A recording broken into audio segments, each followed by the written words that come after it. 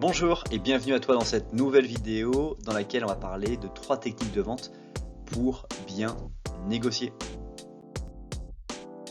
Pour vendre un produit, les méthodes sont de plus en plus nombreuses.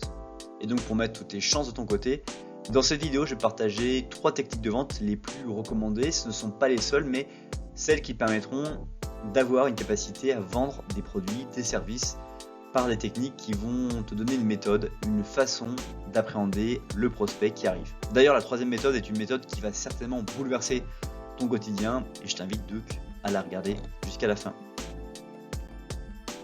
La première méthode, c'est la technique de vente BBDC. Cette technique permet aux vendeurs de qualifier rapidement un prospect, avec notamment les différents items que l'on va voir ensemble, le besoin. Mon offre satisfait-elle le besoin de mon prospect? Donc c'est déjà, si on prend un exemple, quelqu'un qui vient acheter une machine à laver chez Darty, est-ce que mon offre elle satisfait le besoin de mon client? Mon prospect, c'est donc mon prospect, qu'est-ce qu'il attend de machine à laver directement? Est-ce que c'est vraiment ça qu'il veut? Il veut un sèche-linge, une machine à laver? Est-ce qu'il veut... Voilà, ça c'est vraiment le besoin, c'est oui ou c'est non.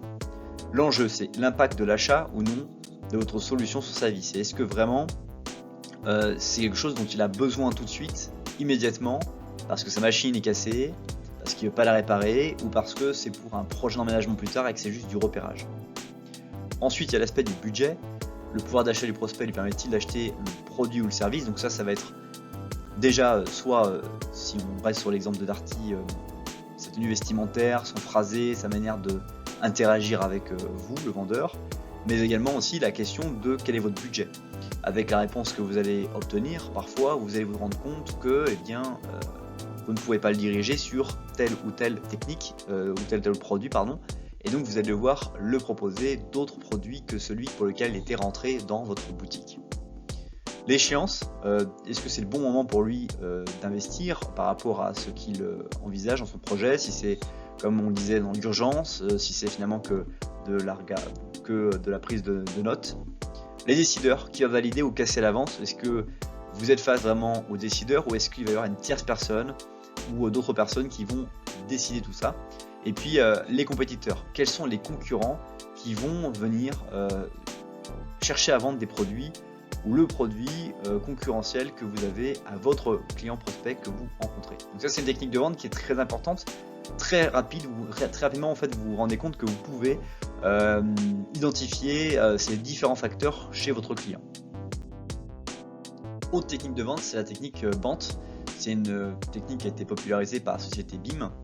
Elle permet au vendeur de savoir s'il faut ou non poursuivre le processus de vente avec un prospect. Donc ça c'est extrêmement intéressant. D'abord avec l'aspect budget, le prospect va-t-il s'acheter le produit? Donc si c'est non, on arrête à vendre. Autorité, qui prend la décision d'achat dans la société? Qui accélère la décision d'achat? Donc est-ce qu'on est face à un décideur ou uniquement quelqu'un qui est employé pour décider? Le besoin, c'est-à-dire le prospect va-t-il vraiment besoin de notre produit ou service ou est-ce que juste pour tester?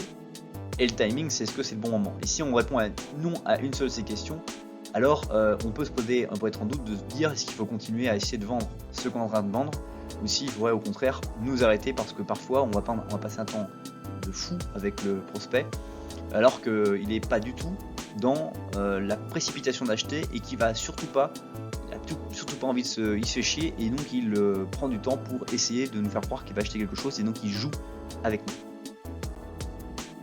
Et l'autre technique très connue, mais qui est intéressante, c'est la technique du son casse.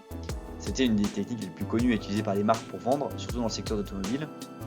Il s'agit d'une approche psychologique et émotionnelle qui se base sur l'écoute active. Donc d'abord, le sécurité. Le prospect doit être rassuré par des garanties accompagnant le processus d'achat. Qu'est-ce qu'il va avoir comme garantie? L'orgueil, c'est que le vendeur doit se baser sur des arguments liés à l'amour-propre du prospect. Pourquoi lui devrait avoir ses voitures et pas quelqu'un d'autre? Nouveauté, c'est qu'il faut proposer au prospect une nouvelle offre, un nouveau modèle, une nouvelle technologie, quelque chose. Voilà, pour vous me paraissez vraiment une bonne personne. Pour vous, je vais vous présenter un modèle que j'ai pas encore le droit de présenter, mais voilà, je vais vous la présenter. Le confort, ne pas oublier l'expérience client. Est-ce que vous souhaitez un café? Est-ce que vous voulez un verre d'eau? Est-ce que vous voulez tester cette voiture? Argent, bien analyser le pouvoir d'achat du prospect, donc ça c'est aussi important. Et la sympathie, c'est que le vendeur doit être sympathique et refléter l'image véhiculée par la marque de sa manière d'interagir avec les personnes qu'il rencontre.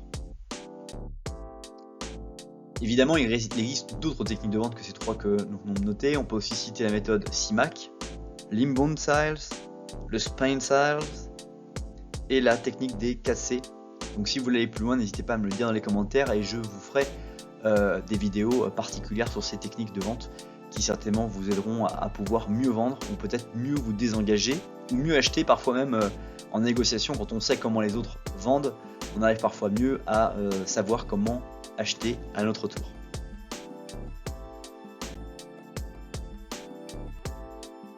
C'est déjà la fin de cette vidéo, merci beaucoup pour le temps que tu as consacré à la regarder. Si ce n'est pas encore fait, je t'invite à apprécier cette vidéo.